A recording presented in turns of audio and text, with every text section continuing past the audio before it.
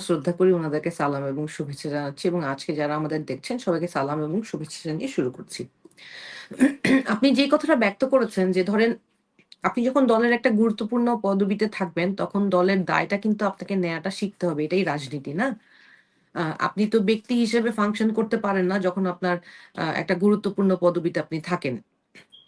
তো সেই ক্ষেত্রে আমরা তো আসলে রাজনীতিটা নতুন শুরু করেছি। আমাদের আচরণ যে সবসময় পলিটিক্যাল সবার হবে এমন না। কেউ অ্যাপলিটিক্যাল বিহেভ করে থাকতে পারে। আ সেইটা আসলে তার মতামতকেও আমি সম্মান জানাই এবং তার মতামতের অবশ্যই তার নেয়ার স্বাধীনতা আছে এবং তিনি তার নিজস্ব ব্যক্তি স্বাধীনতা অনুযায়ী উনি মতামতটা নিয়েছেন। তবে তাকে আমরা প্রশ্ন করেছিলাম যে দল হুম, জোটে যাওয়ার বিষয়ে তার মতামত কি? তো উনি যেটা ব্যক্ত করেছেন সেটা হচ্ছে দল যেকোনো জোটে গেলে আ দলের স্বার্থে এবং দলের গ গণতন্ত্র প্রতিষ্ঠার স্বার্থে, সংস্কারের স্বার্থে দল যেকোনো জোটে গেলে উনি সেখানে বাধা প্রদান করবেন না এবং উনার তাতে কোনো আপত্তি নাই। কিন্তু নির্বাচনী যে জোট হতে যাচ্ছে, সেই জোটে যাবার ক্ষেত্রে উনি আম আ কোনো একটা দলের সাথে জোটে যাবেন কি যাবেন না, সেইটা নিয়ে উনার এমবার্গো আছে এবং যেহেতু উনি আপত্তি আছে। নির্বাচন করবেন। জি, আ যে সেটাই বললাম যে উনার সেই বিষয়ে আপত্তি আছে। সেই ক্ষেত্রে উনি যেহেতু নির্বাচন করবেন বলে কমিটমেন্ট করেছেন এবং ক্রাউড ফান্ডিং ও করেছেন। তো জনগণের কাছে অবশ্যই উনার একটা জবাবদিহিতা আছে। সেই জায়গা থেকে উনি যেহেতু আ দলীয় একটা ব্যানারের আন্ডারে তো উনি একটা সমঝোতা, নির্বাচনী সমঝোতা যদি হয়, তাহলে উনার হয়তো নির্বাচন করাটা আলাদাভাবে এটা আম স্বাভাবিক প্রক্রিয়া না। এইজন্য উনি উনার সিদ্ধান্ত নিয়েছে। আমরা উনার সিদ্ধান্তকে সাধুবাদ জানাই। জি, কিন্তু উনি এটাও ব্যক্ত করেছেন যে দলের যেকোনো সিদ্ধান্তকে উনি সম্মান জানাচ্ছেন।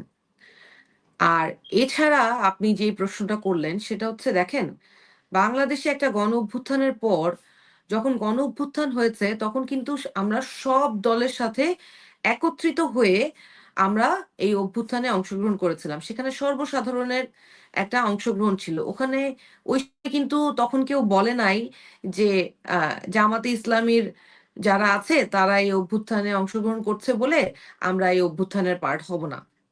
আমরা শিবিরের ছেলেদের সাথে হুম, অভ্যুত্থানে রাস্তায় নামবো না। হ্যাঁ? আ এ হুম, এই এইটা হুম, কিন্তু একটা অ্যালার্মিং বিষয়। ধরেন এই যে আজকে হাদী ভাইকে হত্যা করা হলো, উনি তো জামাতও ছিলেন না, উনি এনসিপিও ছিলেন না। উনি জাতীয় নাগরিক কমিটিতে ছিলেন কিন্তু তারপর তো উনি ইনকিলাব মঞ্চ করেছেন এবং সেটা কোনো রাজনৈতিক দল ছিল না। উনি একতরফাভাবে সবার যত অন্যায় আছে সব অন্যায়ের বিরুদ্ধেই উনি স্পষ্টভাবে কথা বলতেন, না?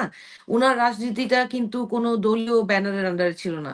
আজকে যখন হাদী ভাইয়ের হত্যার বিচারের দাবিতে আন্দোলন হয়, সেই আন্দোলনে কিন্তু ধরেন এনসিপিও সংহতি জানিয়েছে, জামাত ইসলামও সংহতি জানিয়েছে এবং ছোট বড় সমস্ত রাজনৈতিক দলই সংহতি জানিয়েছে এবং আজকে জনাব তারেক রহমানকেও দেখলাম যে উনি হাদী ভাইয়ের আ কবর জিয়ারত কবর করতে জিয়ারত গিয়েছেন। হয়েছে।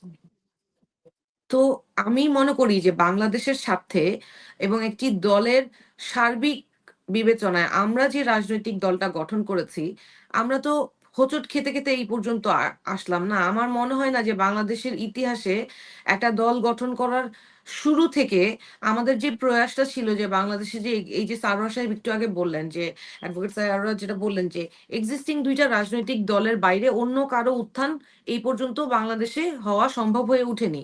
আমরা কিন্তু সেই চেষ্টাটাই করেছিলাম যে বাংলাদেশের মানুষের পক্ষে এবং মানুষের গণতান্ত্রিক অধিকার পুনরুদ্ধার করার জন্য একটা তৃতীয় শক্তির আবির্ভাব হওয়া খুবই জরুরি।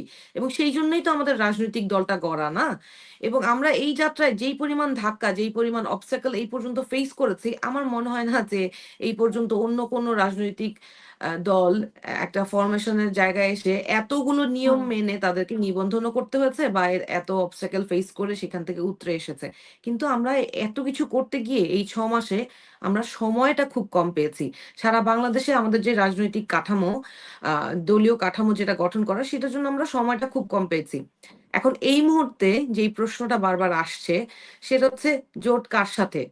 বিএনপির সাথে না জামাতের সাথে? আমাদের প্রশ্নের উত্তরটা কিন্তু আমরা বরাবর একটা উত্তর একেবারে সবসময় একসাথে একবারে দিয়েছি। জোট আমাদের তাদের সাথেই হতে পারে যারা আমাদের যে সংস্কার প্রস্তাব, যে সংস্কার হওয়ার জন্য যেই সংগ্রামটা, সেই সংগ্রামের সাথে একমত হয়ে আমাদের সাথে থাকবে তাদের সাথেই জোট হওয়া সম্ভব। এখন যেই রাজনৈতিক দলটা গণভোটে না এর পক্ষে ক্যাম্পেইন করছে বা সংস্কারের বিপক্ষে অবস্থান নেওয়ার চেষ্টা করছে, তাদের সাথে স্বাভাবিকভাবে আমাদের জোটে যাওয়ার ব্যাপারে একটা রিজার্ভেশন ক্রিয়েট হয়ে গিয়েছে। সো এই কারণে আমরা তাদের সাথে কথাটা আগাতে পারি নাই। এখন এই যে কিছুদিন আগে আমরা এবি পার্টির সাথে এবং রাষ্ট্র সংস্কার আন্দোলনের সাথে একটা জোট করেছিলাম। সেটা ছিল আদর্শিক জোট। স্পষ্ট করে বলছি। হুম সেই জোটটা কিন্তু আদর্শিক জোট ছিল না? হুম কিন্তু এখন যেই জোটটা নিয়ে আলাপ হচ্ছে, সেই জোটটা কিন্তু আদর্শিক জোট না একেবারেই। এই জোটটা হচ্ছে বি এ আমাদের দেশে আগ্রাসন বিরোধী এবং সংস্কারপন্থী জোট। শুধুমাত্র নির্বাচনে আমরা যাতে সংস্কারের জায়গাটা থেকে স্ট্রংলি আমরা আগাতে পারি, দল হিসেবে আমাদের সেই জায়গাটা থেকে এক জায়গায় আসার প্রচেষ্টা। এবং দলের ভিতর যে অ অন উম যেই মতের কথা বলছেন যে আমাদের দলে ২/৩ না, তার চেয়েও বেশি মানুষ যারা কেন্দ্রীয় কমিটিতে আছেন, তারা দলের সিদ্ধান্ত, যেটা দলের স্বার্থে এবং দেশের স্বার্থে যেই সিদ্ধান্তটা আসলে সমীচীন, যেইটা দেশের স্বার্থে সংস্কারের পক্ষে যেই সিদ্ধান্তটা সমীচীন, সেইটার পক্ষেই আছে। আর যারা যেই ৩০ জনের কথা আপনি বললেন, ওই ৩০ জনের মধ্যেও কয়েকজন মত পরিবর্তন করছেন এই মুহূর্তে। হুম। আমি আপনাকে এটা বলতে তো পারি আপনি এইটুকু। বলছেন তো যে এই ৩ মানে আপনারা বলছেন বা আপনি বলছেন যে আগ্রাসন বিরোধী এবং সংস্কারের পক্ষে।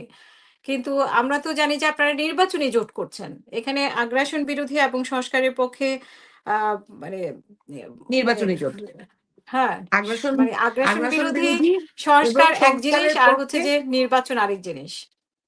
না, আমি আপনাকে বলি, ধরেন আমরা আবারও স্পষ্ট করি। আমরা ১ম থেকে বলেছি যে, যেই রাজনৈতিক দলগুলো সংস্কারের পক্ষে আ থাকবে এবং যেই রাজনৈতিক দলগুলো আগ আ এই স্বৈরশাসনের পতনের পক্ষে থাকবে, সেই রাজনৈতিক দলগুলোর সাথে আমাদের জোটে যাওয়ার সম্ভাবনা আছে। এবং এই যে জোট এইটা আদর্শিক জোট না। এই জোটের আলোচনা হচ্ছে, ধরেন তারা তো একটা ইসলামিক রাজনীতি করে, যাদের সাথে জোটের আলোচনার বিষয়ে আপনি ইঙ্গিত করছেন। আমরা তো হুম, মধ্যপন্থার রাজনৈতিক দল না। আবার আমরা হুম। একটা গণতান্ত্রিক রাজনৈতিক দলও। যেই ৩০ জন মত ব্যক্ত করেছেন যে তারা ওই স্পেসিফিক দলটার সাথে জোটে যেতে চায় না, এটা তো তাদের গণতান্ত্রিক অধিকার। সেইটাকেও আমরা সম্মান জানাই। কিন্তু দিন শেষে গণতান্ত্রিক প্রক্রিয়ায় যেই পক্ষ আ বেশি আ ভূমিকা, মানে যেই পক্ষের ভোটটা বেশি পড়বে সেই পক্ষের সিদ্ধান্ত অনুযায়ী সিদ্ধান্তটা হবে। আর তার চেয়ে বড় কথা হচ্ছে, এটা একেবারেই নির্বাচনী জোট এইজন্য যে এই নির্বাচনটা তো শুধু আ জাতীয় নির্বাচন না, এটা গণভোটও। এবং গণভোটে হ্যাঁ, হুম, যারা ক্যাম্পেইন করছে তারা সেই সকল সমস্ত রাজনৈতিক দল একটা ব্যানারের আন্ডারে আল্টিমেটলি এক হয়ে কাজ করবে। এটাই স্বাভাবিক। যারা না ভোটের ক্যাম্পেইন করছে তাদের সাথে আসলে থাকাটা কঠিন, তাই না? তাহলে হুমায়রা এখানে দাঁড়াচ্ছে যে মানে আপনাদের আদর্শিক জোট একটা আর হচ্ছে নির্বাচনী জোট আরেকটা। মানে জি। আপনাদের সাথে আদর্শিকভাবে আপনাদের সাথে জামাতের সাথে যায় না। কিন্তু আদর্শিকভাবে আপনার গণপরিষদ, এবি পার্টির সাথে আপনাদের আরেকটা হচ্ছে রাষ্ট্র সংস্কার মনে হয় সংগঠন। আ সেই রাষ্ট্র সংস্কার আন্দোলন। সরি এই ৪ টার সাথে আপনাদের যেই জোট সেটা হচ্ছে আপনাদের আদর্শিক জোট আর এটা হচ্ছে আপনাদের নির্বাচনী জোট। আচ্ছা, গণ অধিকার পরিষদের কথা যেটা আপনি বলছিলেন, সেইটা নিয়ে কিন্তু আলাপ হচ্ছিল, হ্যাঁ? কিন্তু এই যে দেখেন, আজকে যেই ভদ্রলোক আ উনাদের অফিসিয়াল লেটারে দেখলাম উনি দলীয় শৃঙ্খলা বহির্ভূত কাজ করেছেন দেখে উনি বহিষ্কৃত হয়েছেন। উনাকে অনেক প্রশংসা করছিলেন অ্যাডভোকেট সারোয়ার সাহেব। কিন্তু আমি নিজে জানি যে উনি সারা বছর উনার নিজস্ব কোনো রাজনীতি ছিল না, দলীয় কোনো রাজনীতি ছিল না। উনি মুখ খুললেই এনসিপির বদনাম করেছে, উপদেষ্টাদের বদনাম করেছে, উপদেষ্টাদের সমালোচনা করেছে, এনসিপিকে জড়িয়ে এনসিপিকে কটাক্ষ করেছে। কোনো ভ্যালিড গ্রাউন্ড ছাড়া উনি অকথ্য বকাবকি করেছে এবং উনাকে আমি বিভিন্ন শোতে অনুরোধও করেছি যে, "ভাই নিজের রাজনীতিটা করেন, তাহলে আপনার রাজনীতিটা দাঁড়াবে।" আজকে যদি উনি নিজের রাজনীতিটা করত, তাহলে এলাকায় উনার নিজ এলাকায় উনি ইলেকশন করতে গেলে কাফন মিছিল নামত না। হ্যাঁ? তো এবং গণ অধিকার হুম, পরিষদের সাথে যখন আমাদের জোটের আলাপটা হয়, সেই জোটেও উনিই ভেটো দিয়েছেন। আজকে হুম, উনি উনার দল ছেড়ে বিএনপিতে যোগ দিয়েছেন, কারণ উনি জানেন যে উনার নিজস্ব কোনো রাজনীতি নাই। এবং উনি উনার নিজের প্রতীকে দাঁড়ায় নির্বাচন করলে উনি জিততে পারবেন না। আমরা যখন কোনো জোটে যাচ্ছি বা যাওয়ার কথা হচ্ছে, সেই ক্ষেত্রে কিন্তু এই ব্যাপারটা খুবই স্পষ্ট যে আমরা শাপলাকলিতেই নির্বাচনটা করব। আমাদের প্রার্থীরা অবশ্যই শাপলাকলিতেই নির্বাচন করবে। এই যে আরপিওটা এসছে, এই আরপিও এসে এই যে রাজনৈতিক সুবিধাভোগীদের চেহারা কিন্তু উন্মোচন করে দিয়েছে। হিসেব করে হুম, দেখেন। হুম। জি।